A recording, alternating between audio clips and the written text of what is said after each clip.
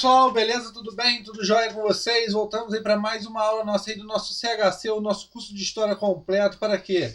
Para concursos vestibulares e também para militar, Enem, seja o que for, que caia o conteúdo de História para vocês.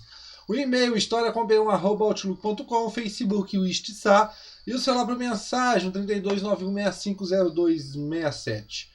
Vou falar para vocês aqui do nosso canal, é rapidinho, os benefícios que tem no canal no YouTube, o Sattler, né? Você clicando e entrando, se inscrevendo lá, agradecemos você inscrevendo no nosso canal.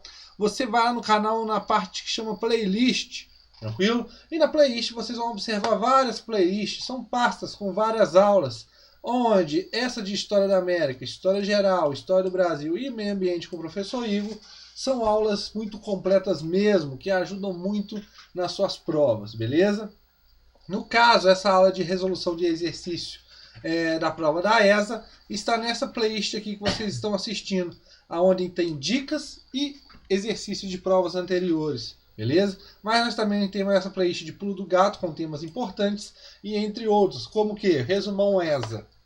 Beleza, pessoal? Mas lembrando, no caso de vocês, esta playlist aqui de História do Brasil, ela é super completa mesmo, para qualquer tipo de prova, beleza? Então, é isso. Então, vamos lá então para a prova da ESA de 2008.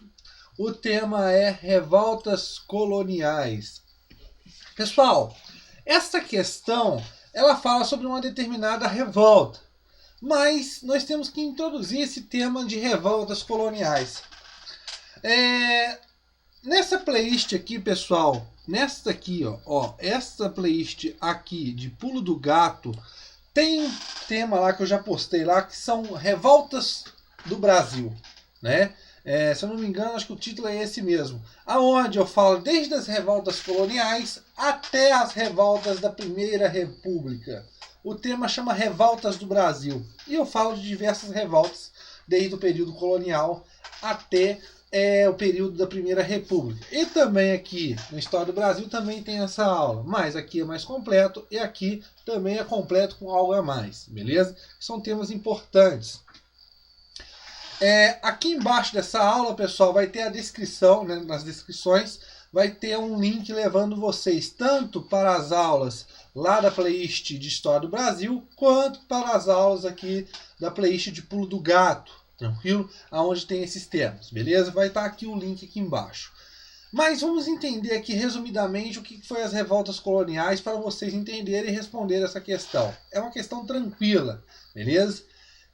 As revoltas coloniais, pessoal, acontecem aonde? No Brasil colônia, óbvio, né? Mas só que nós temos dois tipos de revoltas que vão acontecer no Brasil colônia. São as revoltas de natureza nativistas e as revoltas de natureza separatistas, ou também de emancipação e tudo mais. Qual que é a diferença de uma da outra?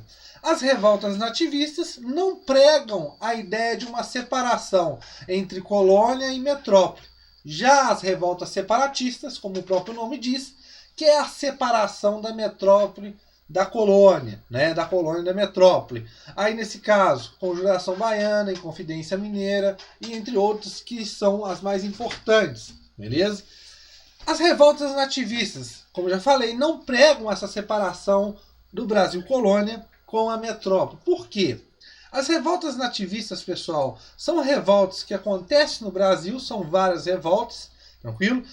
No total de 9, se eu não me engano. Lá eu falei das principais, que caem mais na sua prova. Mas você tem essas revoltas nativistas como o quê? São revoltas, conflitos que vão ocorrer em localidades. Mas o que é? São conflitos que vão envolver interesses locais.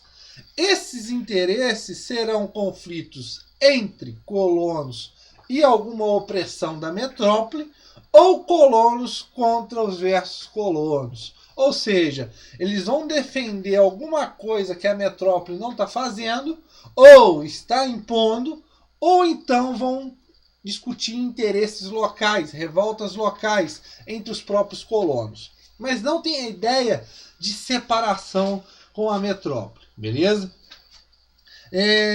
Nesse caso, nós observamos altos impostos, monopólio de companhias de comércio, brigas entre próprios colonos e entre outras que vão levar a essas revoltas e também guerras nesse Brasil colônia. Tranquilo?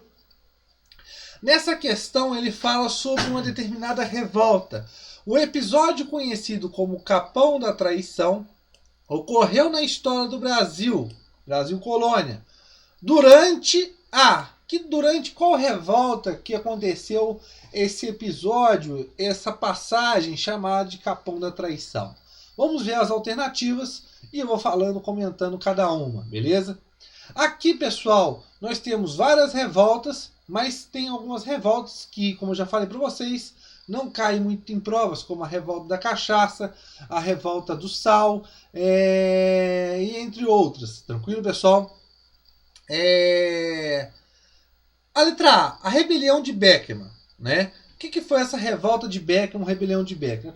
Aconteceu em 1684, no Maranhão, aonde a causa da revolta foi a má distribuição, a má fornecimento de uma companhia de comércio criada, a Companhia de Comércio do Maranhão, em distribuir mercadorias e principalmente escravos que faltavam no Maranhão. O que vai levar a isso? O que? A Companhia de Comércio vai cobrar altos preços e ainda mais essa distribuição, esse abastecimento de mercadorias e também de escravos também não vai ser feito de maneira que foi combinada. O que vai acontecer? Um cara chamado Manuel Beckman vai se revoltar e o pessoal vai revoltar todo mundo contra a companhia. Óbvio que a maioria dessas revoltas, a intervenção vai se dar pela quem? Pela coroa portuguesa, ora apoiado por pessoas ligadas à coroa também, beleza? Então a revolta de Beckman foi esse conflito por causa dessa má abastecimento por causa da Companhia de Maranhão, beleza? Como já falei, aqui embaixo das descrições vai estar os links para a história do Brasil e para a playlist de Pulo do Gato que eu estou falando desses temas. A revolta do Malês. Dentre essas revoltas todas aí, pessoal, a única que não é no Brasil colônia é a revolta dos Malês. A revolta do Malês vai acontecer em 1835, tranquilo, pessoal? Vai acontecer na Bahia e o que vai levar essa revolta? Nós temos que entender uma coisa aqui interessante. Primeira coisa, por que Malês? Malês, pessoal, é um termo africano e iorubá que se chama o muçulmano. Então, nós vamos observar que essa revolta ela está ligada aos africanos que estão no Brasil, principalmente escravos ligados à religião muçulmana, onde, nesse caso, esses escravos vão reivindicar por causa dos maus tratos e entre outras coisas. Essa revolta, ela vai ser, não vai para frente, ela vai ser boicotada, né? Ela vai ser um integrante, um africano, vai contar essa revolta para o seu dono e tudo vai para água abaixo. Mas o que nós temos que entender aqui é muito interessante, porque uma revolta, essa revolta dos malês, ela é um levante de característica africana, né? Onde esses escravos estão tentando fazer alguma coisa sobre eles, né? O problema é que em 1791 e 1804 nós observamos uma grande revolta de escravos que vai acontecer no Haiti, a revolta dos escravos do Haiti. Isso acontece em 1835, a revolta dos malês. 1791, 1804 é o período dessa revolta dos escravos no Haiti, liderados aí por Jacques Lavut, né?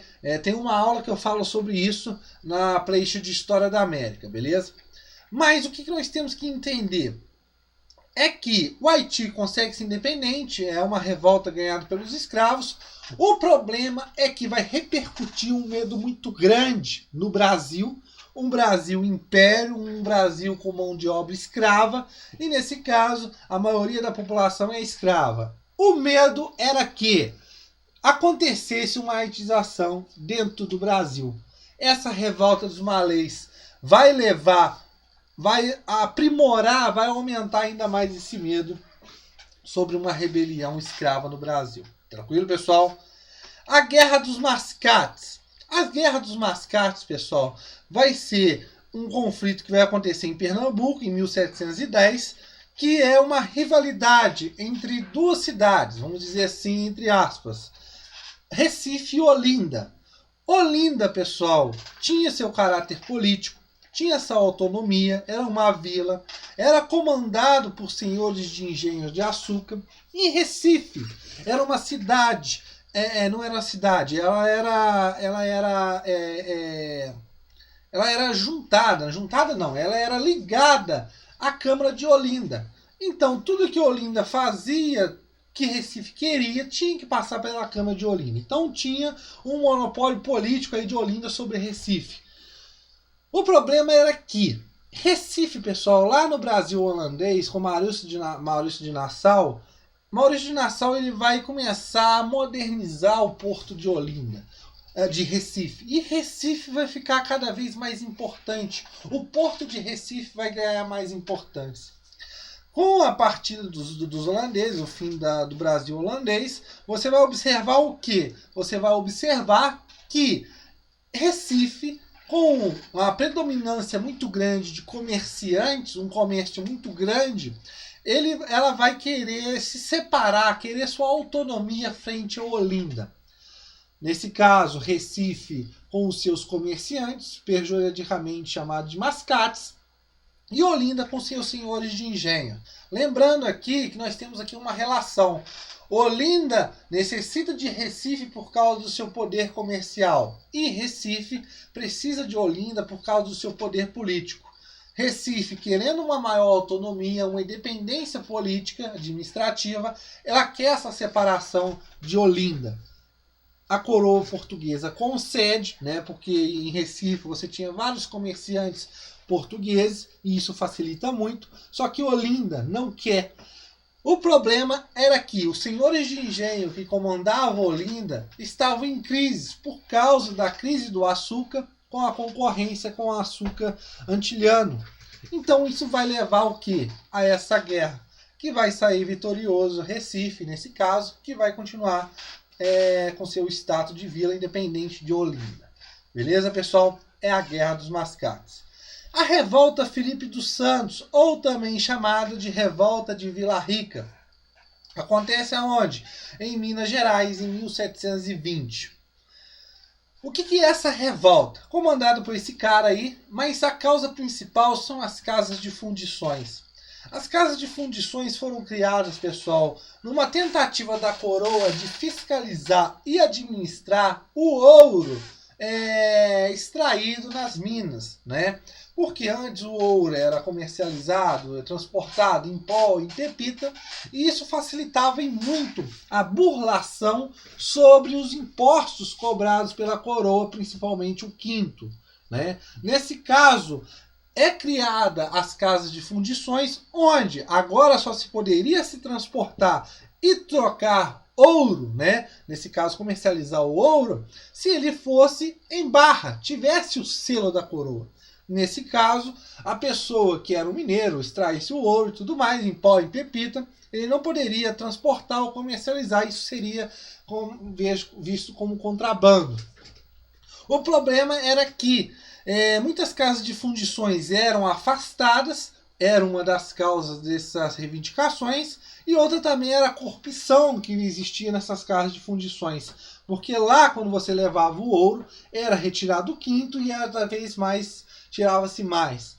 É uma revolta que vai levar, nesse caso, e vai ser debelada pela coroa. Tranquilo, pessoal? O próprio Filipe dos Santos vai ser morto. A resposta correta é a letra E. O Capão da Traição, pessoal, é um episódio da Guerra dos Emboabas. O que é a Guerra dos Emboabas, professor? A Guerra dos Emboabas, nada mais nada menos, é uma disputa que vai acontecer a partir de 1707, 1709, entre paulistas e os forasteiros, pejorativamente chamados de emboabas.